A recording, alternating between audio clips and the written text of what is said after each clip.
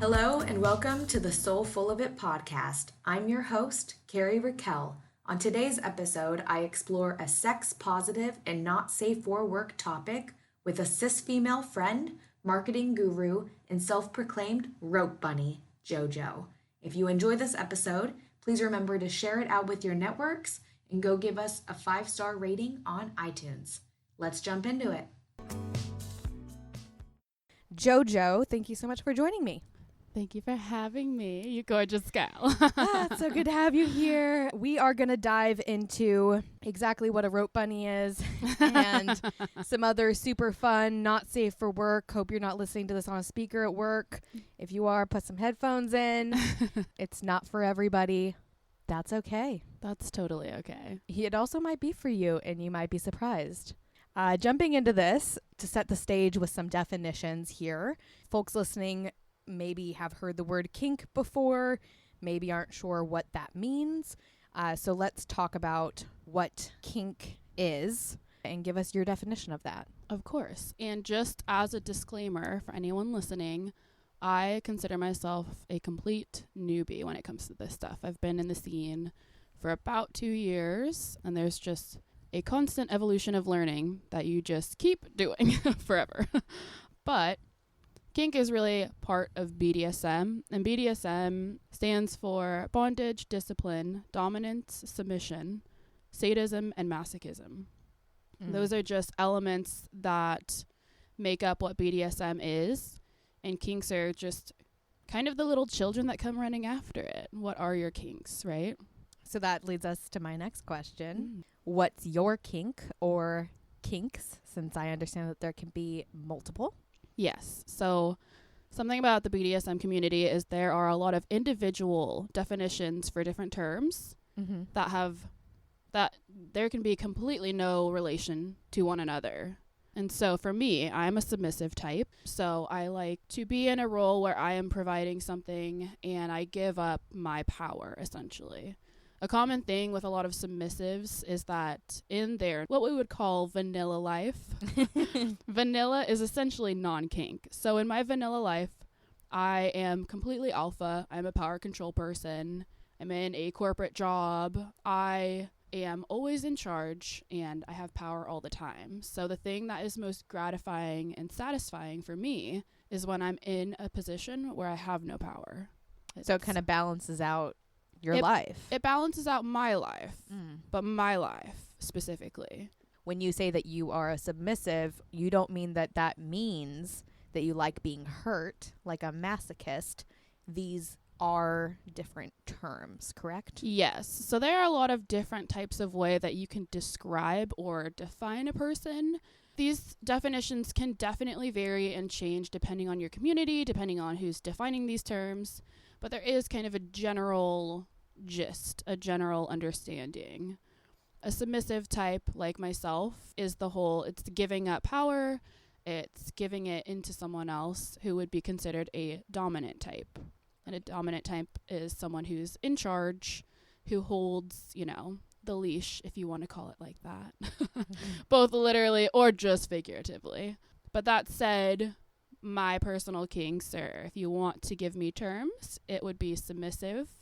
I'm also a masochist. So a masochist is someone who enjoys receiving pain.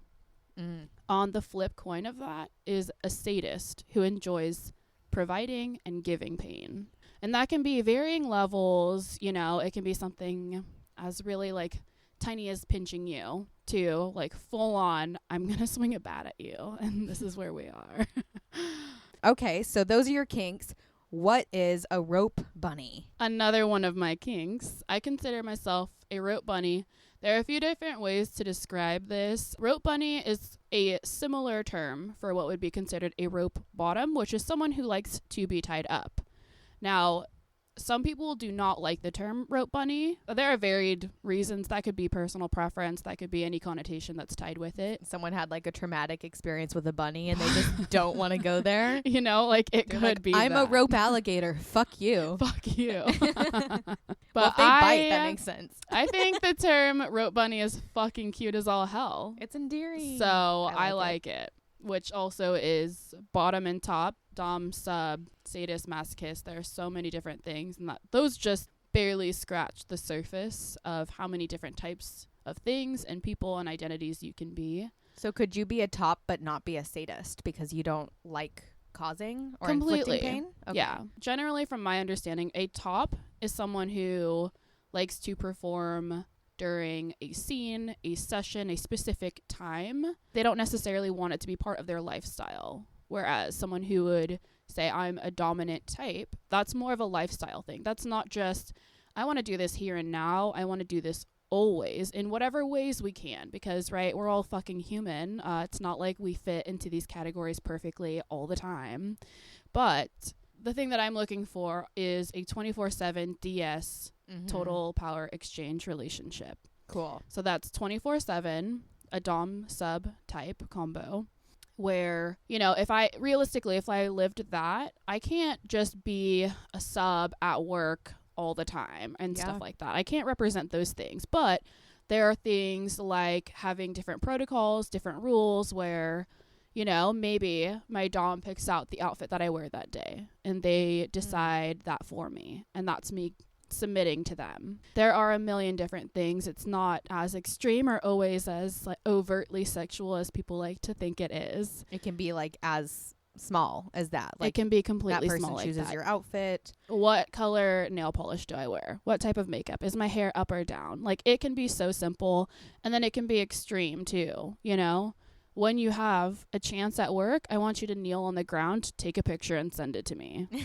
You know what I mean? In your fucking office. Like, there can be so many different varied, like, it is literally just scratching the surface of like what's and it's possible. up to those people that are in that relationship, of completely course. just like any relationship at all, not even romantically exclusive, this is friendships too. You know, every person has a different connection and they have a different bond, and what we go through is just deciding what's acceptable, what's not acceptable. What are the things that I like about this and don't like? How do we communicate, right? That's just a human to human bond thing. So when you get into relationships, yes, when you get into power dynamics and kink and BDSM, it just gets more defined, and your boundaries and everything about your dynamic, it's clear, which is something that I personally love. Everything's over communicated in the BDSM community, where I don't have to guess what's right. I don't have to guess what's wrong. And I think that's a big issue in the vanilla community is you go on a date, right? At the end of the date, it's like, are you going to touch me? Are you going to kiss me? Do I want that to happen? Are we going to talk again? Are we going to communicate? Any of those things, right? And those are also just basic level end of date kind of things, right? Am I happy? Am I satisfied? Are you happy? Are you satisfied? Is there compatibility here? And all of those things get ironed out and defined when it comes to kink and when it comes to the BDSM community. That's so awesome. And I do want to take a step back because there's one other term that I know you've told me about that I had never heard before, which is a switch. Can you tell us what a switch is and kind of explain that for us? Totally. So a switch is someone who can identify in both roles. And it's a very varied thing because it means that this person has the ability to play the dominant role in situations. They have the empowerment to be a submissive in different ones. And this can change, and it can look so individual for like case by case and to each relationship you enter too. So you might be a submissive type and then meet somebody and then kind of want to do, be a top or be a dom for them. I guess in that case it would be a top, right? Because you're switching, in which case you're kind of a switch for that person, but maybe not all the time. Maybe it's like a 10%, 90%, and it just depends on the person. It depends on the person. It also, you could be a dom and a sub. It's really dependent on the people that are in the relationship. Like, for example, if I were a switch, I've thought about this a lot, right? You go in and you explore these different roles and you figure out like what speaks to you and what you respond to the most. And if I was a switch, I couldn't do both. You know, for me, if I'm submitting to someone and then they're a switch and they want to be submissive to me, that completely disconnects in my own brain.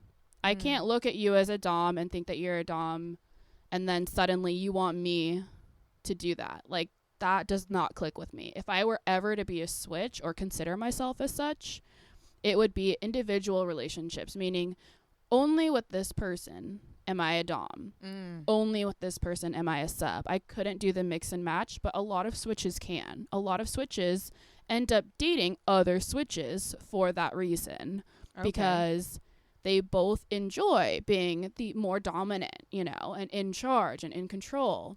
And at the same time, they both like to give up control and be a little powerless and things like that. I know couples that are fairly 50-50 when it comes to switching. I also know couples that are like 70-30. Like, it's more rare, you know?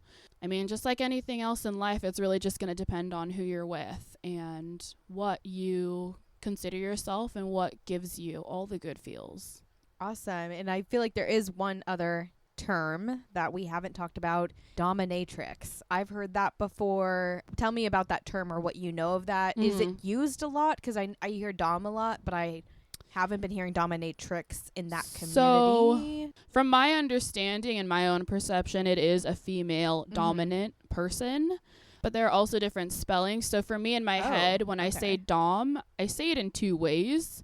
Dom, D-O-M, which would be generally someone who identifies as male. Okay. And then for someone who identifies as female, it would be D-O-M-M-E.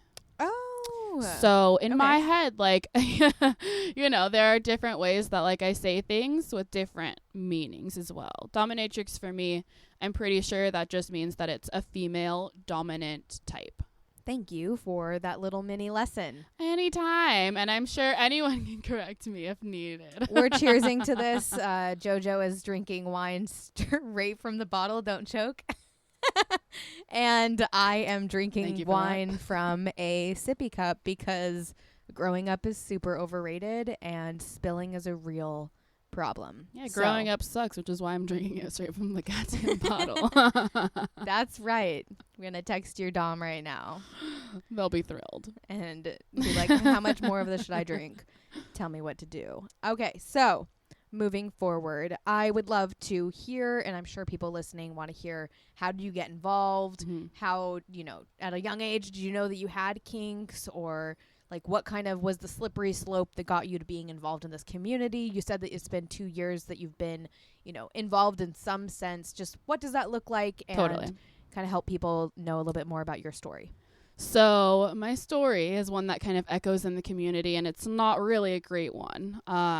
So as you do when you're dating these days, you go on a fucking app, right? Yeah. And so the first dominant type person that I interacted with was someone that I actually found on Tinder, and we just like went out on a date for drinks, and we were just chatting. And as we talked more, you know, he asked me if I was kinky or if I was submissive. Like how early on, like date one or what? Like within the first week. Oh wow, that was fast. So he obviously had his interests. Yeah, the interests, they be out there. What was your reaction when, like, for the first time someone asked you, are you kinky? Like, what did you My reaction was, how'd you know? Oh my gosh. Okay, cool. So you already knew at that point.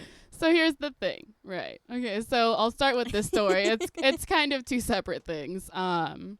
So, you know, we dated for a while, and the more we dated, the more we kind of explored that, you know? Yeah.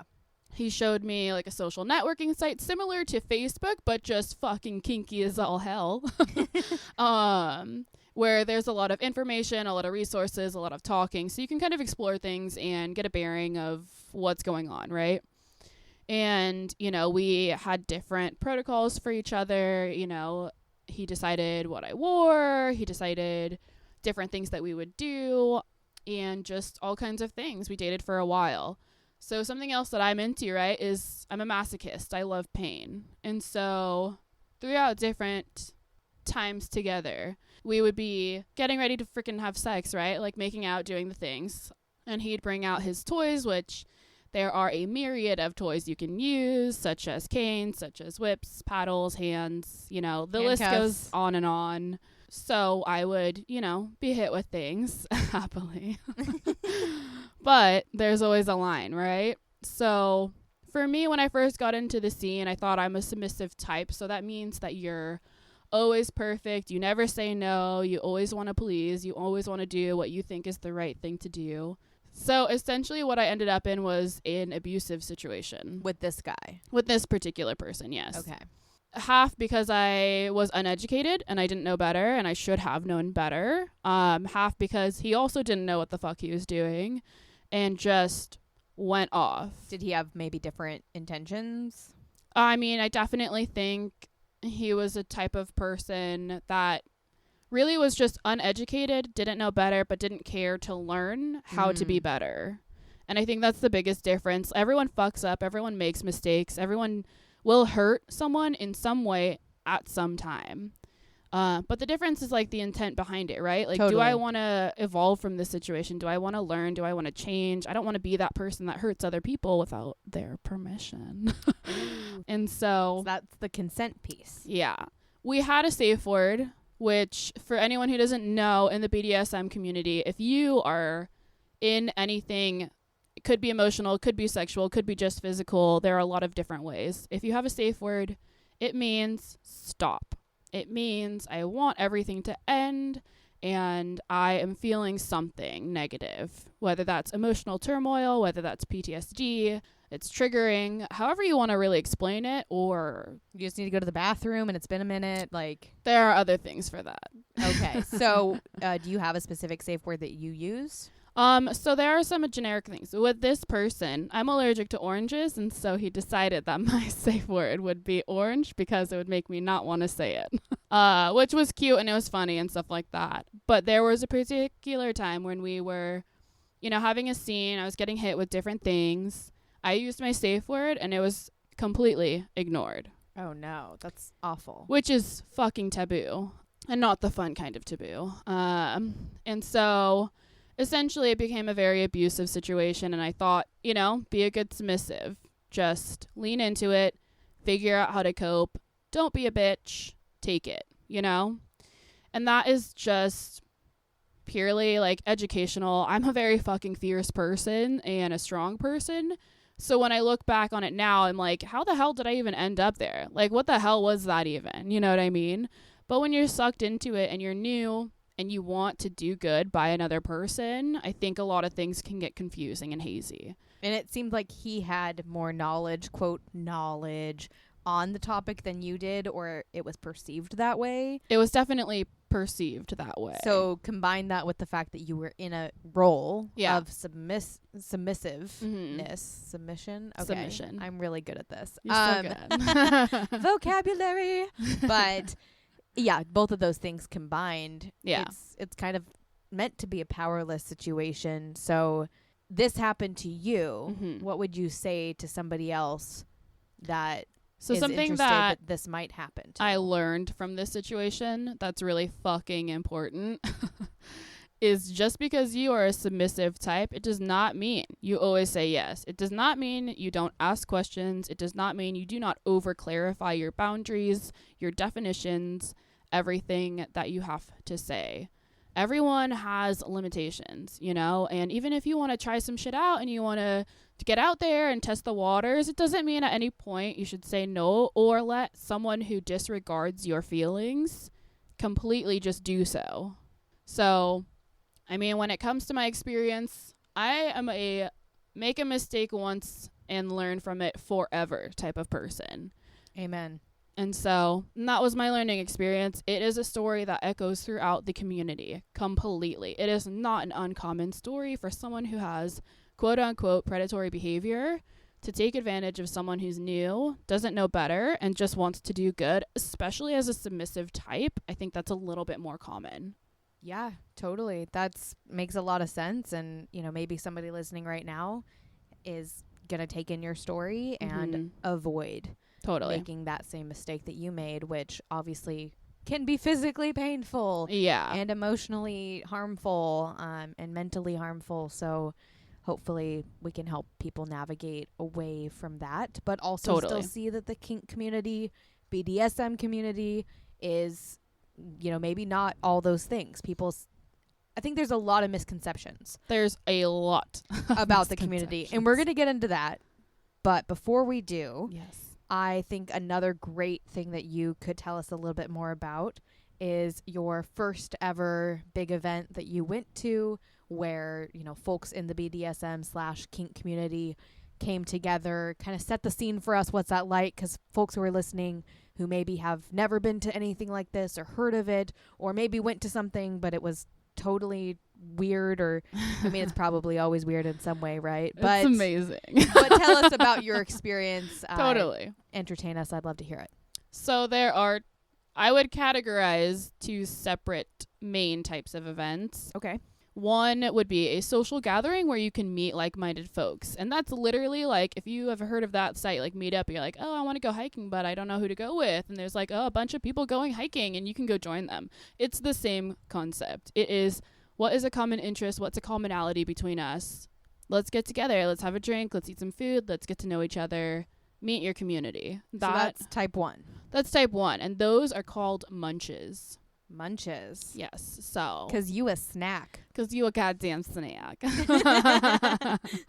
Okay, so what's the other type of event? Because we're talking about this other kind of event, correct? So, yeah. So the other type of event could be called a myriad of things. Typically, it's some type of event with a theme at a sex-positive club. Okay, and are these clubs like exclusively this, or they host these events sometimes? It's a little bit of a mix. Okay. There's a good amount in Portland. Each have a different personality as well as a crowd, you know, that's kind of associated with each, right? Some of them are places of business and stuff like that, and just different types of venues where they host a kinky night. Like once a month or something. Totally. Cool. Some are like exclusively kind of devoted to the BDSM community and will regularly host things like classes, things like events, social gatherings, etc., etc. So set the scene for us. You're going to this big event, the first one that you went to, and like, what time of day is it? What do you wear? What do people wear to this? Did you go alone? Did you just roll in? Like, totally. What was that like for you? The first event that I went to was after I had kind of come back from this experience, right? I had this really awful experience, my first experience in kink, and then I shied away from it. I thought, okay, if this is what kink is, I want no fucking part of it, and I'm out, you know? I entered a very vanilla relationship, which ended for a myriad of reasons, one of them being I was not satisfied when it came to kink and when it came to my sex life, and even just different personality things that come along with BDSM. Mm-hmm. And so after I had kind of gotten over this experience, gotten through this vanilla relationship, I decided I'm going to give it my all. I'm going out there. I'm doing all of it. And so the kind of social networking site that I use, there's a list of events that you can kind of explore, you can go through, you can see. And so the first event that I actually went to was a femdom event, FEMMEDOMME event. Oh, cool. It's all about females who are the dominant types, or men and women and all kinds of identities who submit to them. Okay. And so my first event was fucking awesome. What time does this event start? Typically they start in the late evening, or late is a term which is like totally fucking on your own perspective. Totally. But this event in particular started at 9 p.m. and ended at 2 a.m. Okay. I got ready. I have a certain kink wear. It was my first event, so I wasn't quite sure what to wear and things like that. So I just wore like a black skirt, some fishnet tights, some like ankle boots, and a cute top that was like slightly revealing, right? And then I went out. I went to the club. First off, there is a cover fee, just like any event you're going to go to. I believe this one was $15 or $20. And then there's also kind of sets of forms that you fill out. You look at the rules of this particular venue when it comes to these types of events. What are some of like the common rules that they state on a form like that? Some of the very common rules are you are entering a sex club. Yeah. Like you consent to this. You're an adult. You are consenting to this outing that you're going to and participating in, and you're part of it, and you know what the fuck you're getting yourself into. Essentially, that's what it's saying. Okay. There's also things like ask permission to touch people and to approach people, If someone says no, respect that the first time. If you're seen or someone hears that you are approaching someone without consent, without want, you will be kicked out of the club. Other ones are phones are typically not allowed in, and even if they are to be put away. Clubs will kick you out for checking a text message. Where do you put your phone? Like, do you roll into the event without a phone typically, or? No, I always do. I have my location on too. There are certain safety things that I put in, for my own self. And so typically I just have my phone in my purse, and then there's, depending on the venue you're going to, there are different things you can do. I pay to check my stuff in at a coat check. Some have free cubbies. Others will have lockers where you can add your own lock and key to it, things like that. So I just put it away for the night. It's one of those unplugged kind of things, because if you're seen taking pictures, if you're seen with your phone out, a lot of the times you will be kicked out of the club and you will not be allowed to come back in for that evening. And you should be, because of privacy. Yeah, totally. Exactly. There are just like a myriad of rules, but those are some of like the kind of common ones that come off the top of my head. Okay, cool. So we covered kind of what that looks like once you get into the club. I know they're all different, especially because the events are different, they're themed and stuff like that, but kind of just give us an idea of what that experience is like. I know that there's different rooms, there's different stuff happening in different rooms. So totally. Like, what was that like? So I'll talk about my first experience exclusively, because there are so many different types. Yep, totally. So the first one, it was a semi-small venue, maybe like a few hundred people could fit in there, like if you were all packed in there, right? That tells us how big some of these events are. That's called semi-small. It's just a couple hundred people, semi-small, kind of like a get-together. Just something casual. You walk in, and it's kind of just like a club setup, right? There's music going, dimmed lights, colored lights, things like that. At this particular event, you kind of walk in, you get settled, you go grab a drink if you want, or just kind of hang out and walk around. There's another portion to the event where performances will go on, whether that's like a little striptease or a little dance or a performance in kink sense, meaning that things are tied in. Like, there was one where a girl had a collar on that had like 9 rings on it, and she fucking pointed to people and like threw like part of her leash, to them. And there were like 9 people holding on to her, kind of a thing. Like there's a bunch of shit that happens. And then after the performances were done, you like mix and mingle, chat with people, meet people. In a lot of these clubs in this event as well, there are different areas where you can do different things. So there is kind of like an area where you could go and participate in pickup play, which is having sex with people consensually. Something that's been negotiated, something that's been talked about, something that is fully everyone wants to actively participate. And is that in a private area, or like folks can watch? People can watch. And is there never private areas for something like that, or pretty much it's always, I know that the events are different, but from what you've experienced, are there private areas? Yeah, for that, there are. Typically, every place I've been to has at least one place that's private. Some clubs go all out, and there are multiple rooms. Like, you're walking kind of into like a venue that's like half hotel, half club, This space, this event, this particular crowd is more of an exhibitionist crowd, which is the I want to be seen.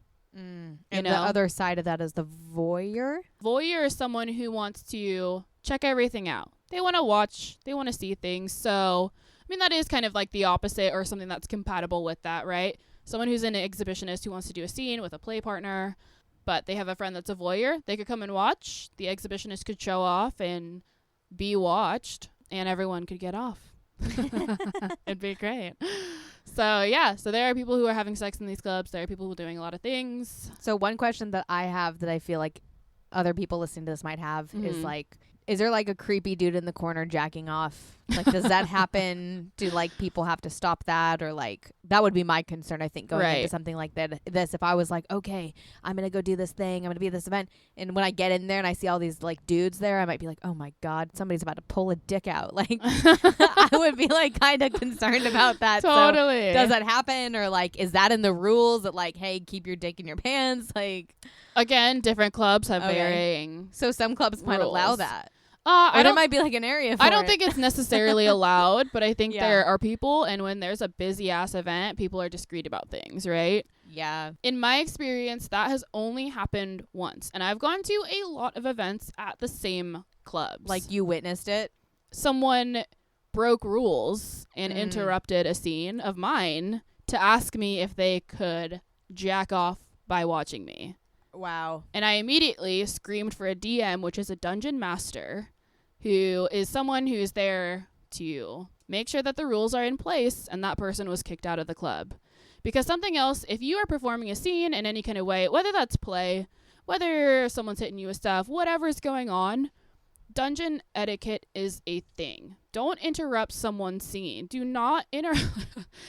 It's like anything. If you're doing anything, do you want to be interrupted? Do you want questions being asked? No, that's going to pull you out of the headspace you're in. It's going to interrupt your vibe and what's going on. It's just kind of a don't be a dick thing. Don't be a dick, especially with your dick. What it did for me is I was completely in a space. And it threw you off. And it completely interrupted that. And that's completely against dungeon etiquette. Did it ruin the scene for you? If I let it could have interrupted a scene, and it can. Same thing as, you know, if you are watching an impact scene, which is, you know, someone being hit with something in any kind of force or not a lot of force or whatever you want to say, you know, fucking, if you're at a baseball game, are you gonna sit right behind the person who's swinging the bat waiting to get hit with something? No, you're not gonna do that. If you're an audience member, you're gonna jump over the bleachers and into the fucking field and you're gonna go run after that ball? No, you're gonna sit and you're gonna watch exactly as you're meant to. What a bold move for a guy to like pretty much be like, hey, I know you guys are doing something here, but like, what if I pulled my dick out? Like, what the Essentially, fuck? It's like, hey, I know you've got a game going on, but I'm going to come and hit. Yeah. I'm going to come and like take one of those hits and stuff like that. No, fuck off. Get the fuck out of my way. Get the fuck out of my headspace. And the dungeon master grabs you and drags you from the club. The guy was kicked out, yeah. And then never to be seen again. Thank goodness. Because it's just not cool. You know what I mean? Fuck like, no. I mean, even in an intimate setting, even if you're not kinky, if you are doing something with your partner that's intimate and you want it between you two, and someone else comes in and they're like, hey, what's up? I'm just coming in. I need to grab something real quick. Oh, you guys are, you know, you're having fun. It looks great. Like, no, fuck off. Get out the fuck out. If it was interactive, we would have told you it was interactive. If I wanted you to be participating, I would have asked for your consent to be part of the scene. And there would be a whip in your hand. Okay? All right, cool. I'm glad we could cover that because I think that's something that probably folks would think of, at least something that I thought of as being kind of like so a barrier to going in, like, oh, is some weird guy my gonna be there? My really quick answer for that is it can happen. Yes, you're walking into a sex club. It can happen because people look like people. And not all people in any setting, sex club or otherwise, have good motives or good intentions. Totally. Just like any society you walk into. But the thing is, there are people here to protect you and make sure that you feel safe and you feel comfortable. So if you don't feel comfortable and you go up to a DM and you say, like, this guy's creeping me out, he interrupted my scene, he won't leave me alone, any of those things, it's not something that's it's not something you talk about. You broke the rules that you agreed to when you came into this venue space. You're not allowed back. Good. It's good to hear that the community has these people in place, that there are rules in place going into something like this that is like naturally very intimate, naturally very just, there's a lot of senses being activated by something like that. Sight, hearing, feeling, like also events everything. Like that where there's a lot going on, it's not for everyone, and that's totally fucking okay. And it doesn't mean that you're not kinky, and it doesn't mean you're not in the BDSM community. Like, everyone has different flavors, right? If you like going to events, you're the type of person that likes to go to concerts, you like to go to like outdoor movie night, you know what I mean? Like all of those kind of social gathering things. If that's your thing and you're also kinky, then yeah, maybe check out an event. The first event I went to was a femme-dom event, and it was great, especially as a female entering this scene. It was really nice to be surrounded by people who just wanted to do something for you, wanted to connect. It was a very mellow event. It's one of the kindest events. Or at least friendly and like most approachable things, I would say. And if a cis male was coming to the event, then they had to show some form of dominant or some form of submission, meaning there is a dress code. So any cis male coming had to wear a collar, you're not allowed to wear dress shoes or like kind of a suit or anything like that, because that's also kind of a form of showing that you're a dominant type. Yeah. A lot of people would interpret it that way. And so if you're a man, you know, coming to this event and you're a switch or you're a dom, you had to show that you were open to being submissive, and you're not there to do any of like the ownership stuff, which is why I think it's personally one of the best events you can go to if you're new and you're a woman and you're a little bit intimidated or scared or confused about, you know, what to expect from things. It can be really easy to feel that way. Awesome. That is all so insightful. Thank you so much for sharing. Love that you just took a giant swig of wine. I'm here for you. You are here for me. I'm here for you. And we are here We're here together the across the soulful of it. universe. That's right. So something that we haven't talked about yet that probably folks listening to this are like, okay, this is the Soulful of It podcast. We already know that this podcast is all over the place because it's so full of it. But what about this is soulful? What about this is empowering? What about what you're doing, brings that aspect to your life? So if you could share a little bit with us about those things. So when I found the BDSM community and I really started getting into it, I started learning things, educating myself, getting out there and meeting a lot of people that are in the community. Something that I found is that nothing has given me more gratification out of an experience. For me, it's kind of funny because I think one of the questions earlier was like, do you always know you're kinky, or is this something that just like sprouts up one day and like, here I am? Like, oh my God, hit me again. Harder. And if you talk to any gay person, they're going to tell you, no, it's not something you just decide. It's something about who you are. Okay. And it's funny because I've had conversations with people in the scene, and we've talked about, you know, like, what are some of those things? What does that kind of look like, right? And for me, I look back on my childhood, which was incredibly safe. I had a normal upbringing in Catholic, suburban, Irish, family and stuff like that. Everything was very vanilla, very, very much so. But what did I like to do, right, as a kid? I like to tie up all my dolls and all my animals. Oh, wow. Not living animals, like stuffed animals. Stuffed animals. Just to, We love animals. We love animals. We love animals. Yes. The animals are safe. No animals were harmed during this podcast Not recording. at all. The animals are safe, and if they come across us, we will pet them, and Yes. that's it. Yes. And walk them and feed them and take just care of be, them. good people. And love them. But back to your childhood. But you freak. Just I kidding. would I tie love up my this. dolls. I would give myself hickeys on my arm and stuff like that. So you kind of were into like the look of that. If I got spanked for being in trouble, I wasn't against it.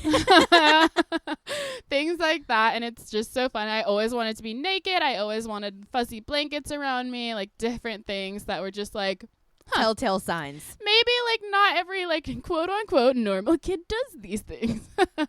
And it wasn't really until I got into the community and talked to people about their experiences through childhood, all seemingly normal. Because I think an easy tie people make is like, oh, you like to be hit, so you were abused at some point, and this is your way of coping with that. That does happen. It is not the rule. Yeah. It's the exception, like things like that, just they do happen, and certain people can cope with it in that way. For me, I was never abused in any type of way. I just fucking am a pain slut. And that's kind of, that's all it comes down to. Hashtag pain slut. That is something else, and I'm here for it. I'm here for you. So how has this community or this experience empowered you? It's empowered me in so many ways. For me, this was the puzzle piece missing from my life, literally. I've always felt like something was missing. I've always felt like I haven't found my place, really, and that it wasn't really understood. Even when it came to people like you who are like one of my best friends and stuff like that, there's a part of me that I could never fully explain to you in a way that you'd fully understand, which is fair, right? That's just people. But when I found this community of people, it was like, okay, these are my people, they're like me, they understand me, they get me and stuff like that. And it's all about communication, consent, negotiation. There's nothing more safe than someone who is truly into BDSM because, again, there are predators who are around in the scene because they think they can get away with things if you let them. But it's been incredibly fulfilling. It's the piece that's been missing that I can finally define and point at. And it's kind of like when you're sick, right? And you're like, oh my God, like my ankle hurts. I have no idea why or whatever. Like, I can't remember what I did to it or whatever. And then you're like, oh, right. I tripped and I fell. That specific impact was what hurt my ankle, right? And so it's just like discovering and pointing at something and saying, okay, I can identify this. I know what this is now. This is where this comes from. And this is where this come from, you know? And that's me. I found this scene and it was something that fit automatically and like so intrinsically that it's something that is going to be part of my lifestyle forever. And the more I look back, it has been part of my lifestyle forever. I just didn't know what to call it. And now you're part of a community that fully accepts you in all of your ways. Completely. Which is like the iceberg above the water, and now there's this community that's also seeing below the water. Completely, yeah. So it's the community aspect is amazing. It's one of the things I love the most about it is that you find all of these people, all these sexual deviants that you can just like surround yourself with and who get you. And, you know, there's that whole my kink is not your kink. Kink shaming is a thing that is avoided. So it's just saying, you know, I'm into what I'm into. Everyone's into something. Vanilla and kinky, right? We're all Straight into up. something. Dude, I'm so into Mexican food. Straight up, I'm here for it. And I'm not here to judge you. It's not going to get for me what off, type of but food you I'm like. about to eat that shit for real. I love that. So it's just been a very fulfilling part of my life because I feel fucking powerful. I am a very powerful person. I'm a very strong person. I'm very intelligent. I own my shit completely. And for me personally, it's satisfying for me to be able to look at how strong I am as my own person and then find someone else who I say, look, I trust you. I'm here with you. You know my limitations. You know my boundaries, all of those things. And what I love the most is I give that to you now. I give that to you and I trust you with that. It's a release. It is. It's a complete release. And it's a balance. It's so good. In your life, which is awesome. So something that I did in preparation of Jojo and I doing this podcast episode, because I am so uneducated on this. I'm sure some of you are like, is Kari into BDSM? I'm not, but I could be. I don't know. It's a slippery slope, it sounds like. But I was like, okay, so going into this, I don't have a whole lot of education on it myself. Obviously, Jojo and I are close friends. We've had a lot of conversations. That's been really helpful. But I'm very much like the kinesthetic, visual learner. I knew that I needed to kind of throw myself into the experience. And so I went to a sex club. I'm totally just kidding. JK. I'm just kidding, guys. I didn't go to a sex club, but what I did do is I went to one of the, quote, munches. Yes. Because I'm a snack. And I'm just kidding. I was actually kind of professionally dressed, which is hilarious. I went to get lunch that day. And this, like, lunch place I usually go to, it was Mexican food. What a shock. On brand. Anyways, I went and got, like, my burrito. And this guy was like, wow, you look like really professional and nice. And I was like, oh yeah, I'm going to a networking event. And then I was like, this is hilarious. I think I overdressed. And I did. Like, let's be honest, I did. I was like wearing this like really nice top and like, I came from work too. It's all good. I was very professionally dressed and it was kind of hilarious. But from going to that event, and the structure of that event, I'm actually going to have Jojo explain the structure of the event. Well, actually, I'll give you a little bit more of an insight of what I saw and please add to it. Totally. Essentially, they had a speaker who came in. She was super educated. She has like a business that has to do with the kink community. It sounded like it was kind of a sex therapy thing as well. And she kind of did like an educational session for about an hour. And then afterwards, people just hung out, grabbed drinks. It was essentially just happy hour for people who want to talk about some kinky shit. And I went to that with Jojo. My observations looking around the room, just kind of being a fish out of water, I was surprised to see that the audience was, first off, big. It was packed. Like, there was not a seat in the room that wasn't taken. People were standing. I think there were like at least 50 people there in Which like it a was small space. venue. It was was small space. It was getting hot in there for real, for more reasons than one. So I was surprised by that first, and then back to the diversity. I was really surprised by how many different types of sexual orientations were there. And I say surprised lightly, not that I was like, I'm not completely unaware of things, but I was just impressed. Honestly, I was like, wow, there's trans folk here.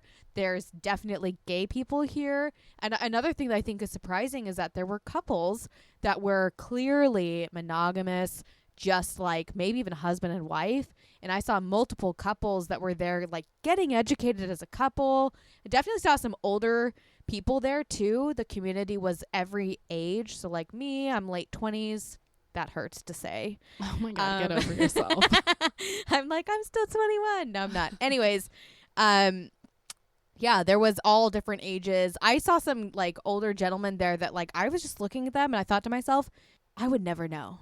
I would never know, not in a million years, that you were into anything like this. Because people are people. That's right. So it's just like, I think I was most shook and / impressed Right. by how normal it actually was. And then also the actual session itself, it was very educational. I mean, I literally took notes and found it so interesting and just was fascinated by the whole experience. But that's kind of was my take on that.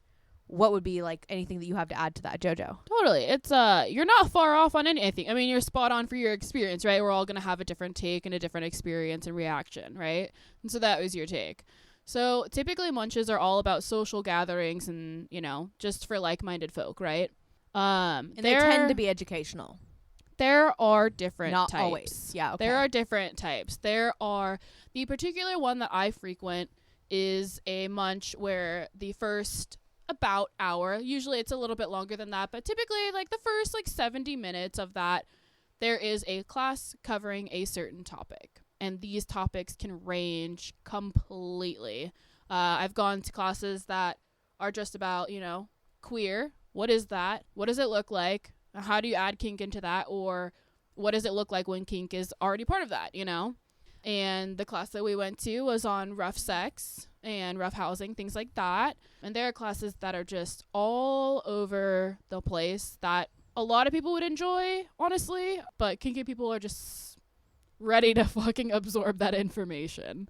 And it was interactive too. I think that's another cool thing to throw out. I don't know if they're all like that, but this one, they're not all like that. She asked for people to give stories or most insights. of them are like that. It was really cool. It was cool. I felt like there was a whole nother wealth of knowledge that was being tapped into because she was asking for insights from people in the audience. Totally. And so these munches are all about like the social gathering aspect. So some of them will have classes. Some of them will not have classes at all. Some will just be social gatherings where there are different ways where you can identify that you are new. Like if I was going to wear, like, you know, like a date, like a red rose, right? That's like a thing. Yeah. And so it's kind of similar to that aspect of like, I'm going to wear this thing. It signifies I'm new, which means that I am welcoming other people to come up, approach me and talk to me and invite me into this community. There are munches that are exclusively for queer people, gay people, awesome, lesbians, straight people, you know, and there's all kinds of types, and each one kind of has their own personality. Like, there was a speed dating one. Yeah. That was a cool one that I heard about. That wasn't a munch, but it was an event. Similar type of event. And it's just so interesting how many different types of events that are happening with a lot of them are sandwiched community together too. Like I'll talk about two really quickly. So one of them was the speed dating, right? And so basically for anyone who wanted to participate in speed dating for kinky people, which is not the event that we went to, but an event that I heard about at this event, just for clarity's sake. Totally. Continue. And so it was one of those things where it's like, you know, this event starts at 9, but if you want to be part of speed dating, come at 8, you know? And so that was that round where you got to chat with people. You had a number. You kind of identified yourself if you were a sub, a switch, or a top, or dom. You went around and chatted with people. And if they wanted to reach out to you, everyone had different cards where they can write down your number and say like, hey, here is how to contact me, whether that's actual personal information or like a social network, things like that. And then at the end of that experience, everyone had cups on a table with their number on it. So the idea was, you know, hey, my number is 1, your number is 2. We're chatting, we're hitting it off. I want to see you again. And I'm going to leave that up to you, but I'm going to make sure I tell you. So on my little note, I'd say, you know, hi, I'm number 1, also known as this, if I want to say that. Your number was number 2. I would really love to get in contact with you. You're great. We had a great conversation, whatever. And then I would go on my own. I would stick that in your cup. Okay, cool. So then at the end of the night, you can go grab the information so that you can connect with people that you want to connect with. And then afterwards, it was followed by an event. Similarly, I went to a class that was all about caning. Okay. And so the caning class was different than whips. Different than whips. Okay. Yeah. And it's not like a traditional cane like you would think, like, okay, like grandpa's walking over with a cane. It's not He's that. about to hit me with that. It looks and typically is like a thinner piece like of a stick? Like bamboo almost. Okay. Yeah. I'm pretty sure there are canes that are made out of that, and then there are different variances. So this particular class went over the materials that are safe to use, materials that can crack and harm you. Okay. How to condition the tools that you're using, right? And then it also, like most classes do, I want to emphasize that, like most classes do, it went over primarily anatomy, body anatomy. Where do I hit someone, quote unquote, safely, right? Like nothing that we do is like relatively safe, but where can I do this without causing permanent damage, right? Where am I avoiding? I'm avoiding the spine and the tailbone. Where does the tailbone end? Well, guess what? It changes depending on your positioning. And the person's body, too. And the person's body. And so, you know, this one had an impact class that covered caning and like how to do that relatively safely, right? As safe as you possibly can. Are there demonstrations during this class? Yes. So just like the munch we went to, it was rough housing, right? And so she was kind of showing where you could kind of like smack someone or give them a little love tap or whatever, She right? talked about slapping someone in the face and how Yeah. to do it safely. Yeah. That was super interesting. Totally. Something like don't hit someone in the ears because that's going to fucking suck for the person receiving or their that. cheekbone or their jaw. Or their cheekbone or their jawline. You want to go, typically, no matter what impact scene you're doing, you want to go for whatever's like the fleshiest, muscly fattest, part. muscly, Totally. whatever. On any body type. Yeah, so like this class kind of went over like similar things where there was a model who had pre-negotiated and pre-talked, pre-consented to being first a model for the demonstration, to being hit with things, where that was happening, how to explain things. It's something that everyone agreed to what they were doing before they got there, right? Awesome. As an educational kind of like standpoint, like you should do that anyways, but especially if you're being a model for something. Absolutely. You should be doing it with someone who you can get references for, just like a job, right? Can you do this job? Yep. How do I know you can do this job? I want to hear from a few people that you've worked with before. You know, can you tell me that, you know, these people are just vouching for you? This was my experience with them. This is how they're like, yada, yada, right? Totally. In the kink community, you do the same thing. It's called vetting. Awesome. And you can ask for references.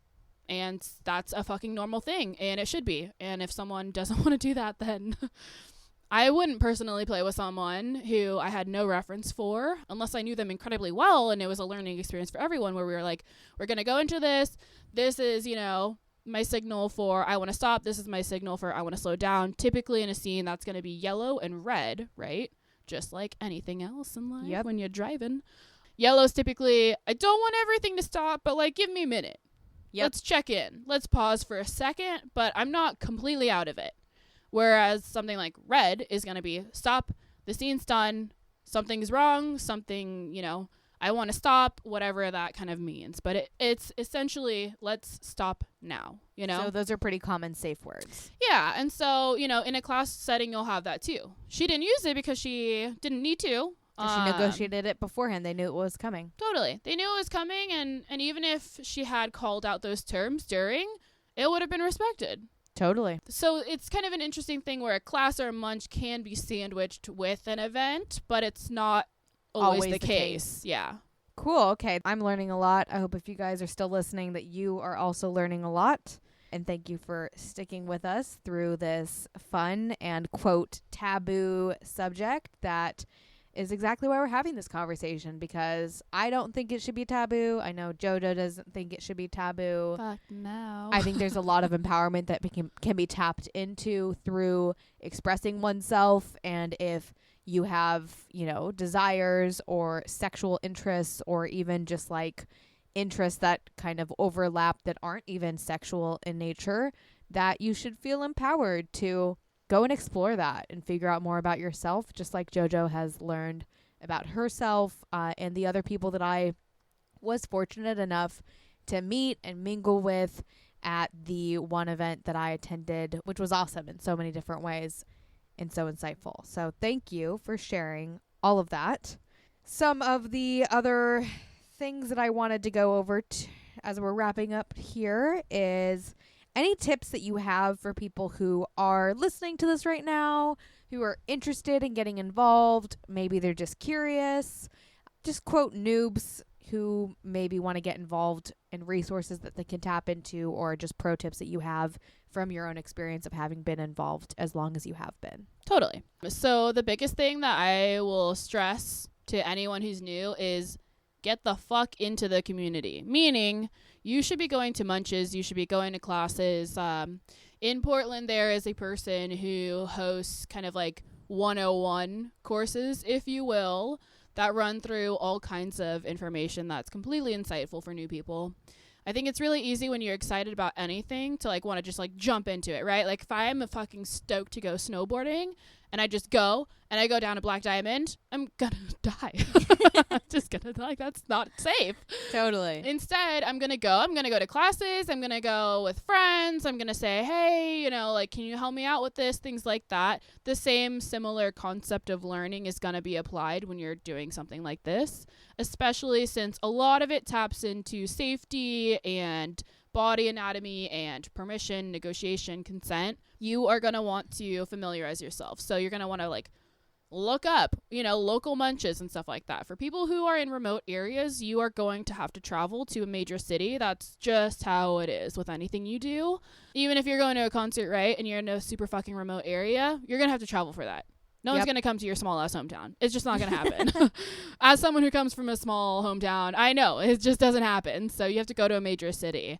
And you should be going to classes, 101 courses, munches, exclusively and only until you feel comfortable to go to the next step, which would be more, like going to a club. Going to a club, meeting someone for a scene, anything like that. Like you need to get educated first and foremost. Otherwise, why try it all? So jump in, but slow and steady, get educated along the way, go at your own pace. It's not a race. The community is not going to evaporate into nothingness if you don't jump in on everything now. It sounds like a lot of these events are rotating. So like if you listen to Jojo's story about the femdom experience at the club and you want to do that, probably there's another one of those coming up. Every month. Yeah. And that's a big thing. Like, it's normal to be excited when you have this like new opportunity of learning, right?